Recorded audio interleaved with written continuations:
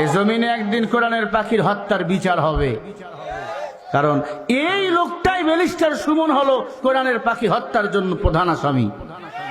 কারণ সে ট্রাইব্যুনাল গঠন করে বলেছিল আপনার জামাত ইসলামের যত লোক আছে, ইসলামী আন্দোলনের যত কর্মী আছে, আমরা তাকে বিচার চাই, তাদের ফাঁসি দিয়ে হত্যা করে চাই। যখন মুসলমানরা আওয়াজ দিয়েছিল তখন তারা ফাঁসি থেকে পিছনে সরে গিয়েছে, এরপরেও কত আলেমকে তারা হত্যা করেছিল।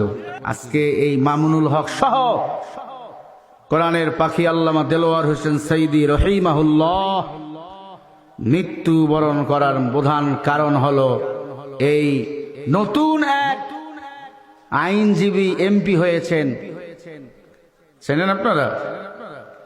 চেনেন? সুমন। কি নাম?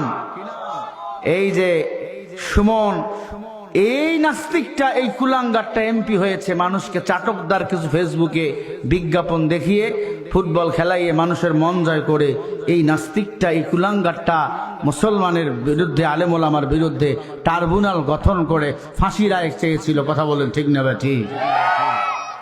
এই সুমনকে তোমরা ভালো মানুষ বলতে পারো, আমি বলতে পারি না।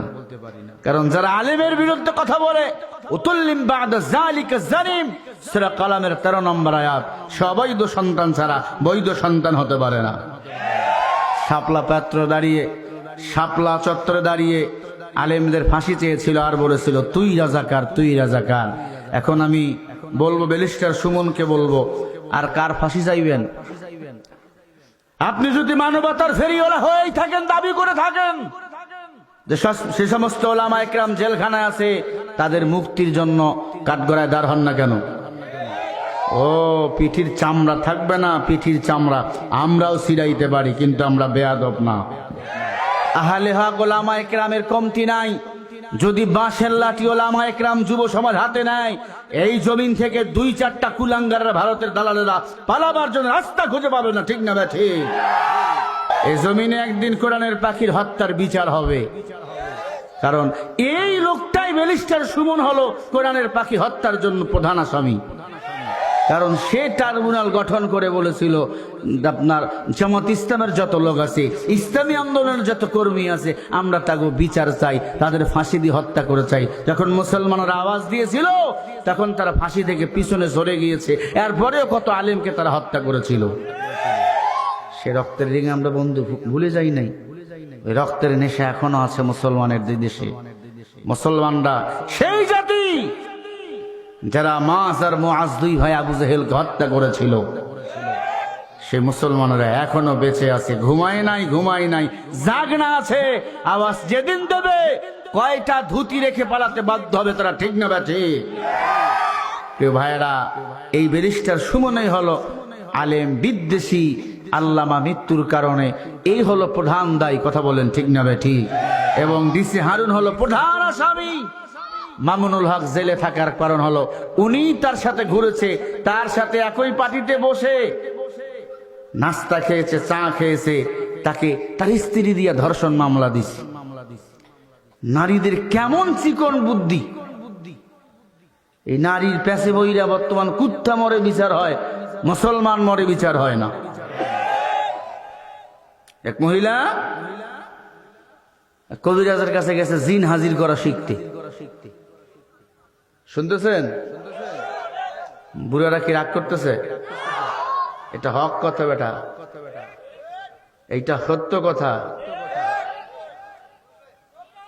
ওই তসবিহ নিয়ে আল্লাহ আল্লাহ জিকির লাভ নাই। যদি আল্লাহর কোরআন পালক নর্দমাতে পড়ে থাকে, এই তসবিহ টিপার কোনো দাম নাই। ঠিক কিনা? বলছিলাম মহিলা গেছে কবিরাজের কাছে, কি শিখবে? জিন কেমনে হাজির করা যায়, আল্লাহর কি খেলা। কবিরাজ সব শিখাইয়া দিছে।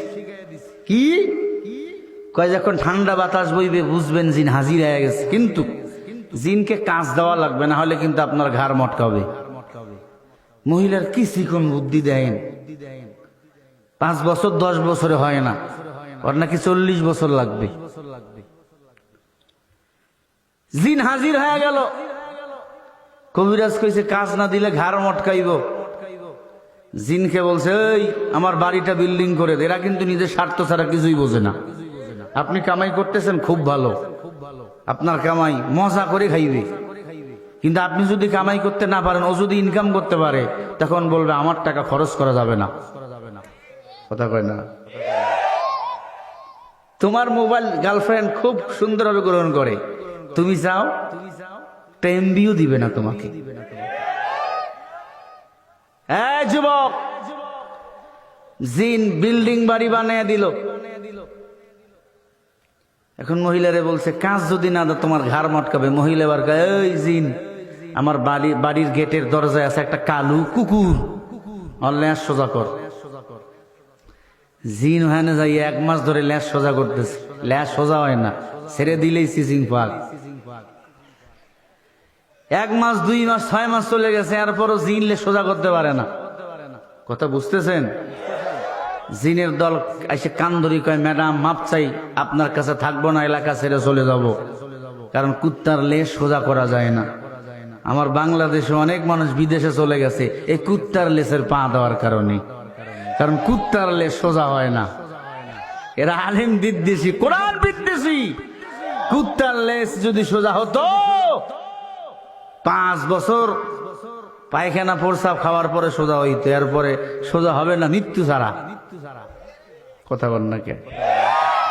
আল্লাহ রাব্বুল আলামিন বলেন, ومن أحسن قولا ممن دعا إلى الله وعمل صالحا وقال إنني من المسلمين।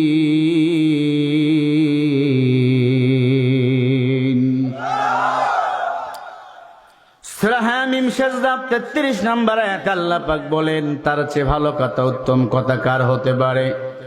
যে নিজে ভালো কাজ করে, মানুষকে ভালো কাজের দিকে আহ্বান করে। ওয়াকালা ইন্নানি মিনাল মুসলিমিন, আর নিজেকে পরিচয় দেয় আমি একজন মুসলমান। মুসলমান ভালো কাজ করবে, বেঈমান ভালো কাজের বিরোধিতা করবে। এই যে আমার কলিজার টুকরা যুবকেরা কোরআনের মাহফিল সাজাইছে, বলেন কাজটা ভালো না খারাপ? মিম্মাং দাআ ইলাল্লাহ, আল্লাহ বলে তারাই তো দিনের দায়ী, যে নিজে ভালো কাজ করে, মানুষকে ভালো কাজের দিকে আহ্বান করে। ওয়াকালা ইন্নানি মিনাল মুসলিমিন, আল্লাহ বলে সে হলো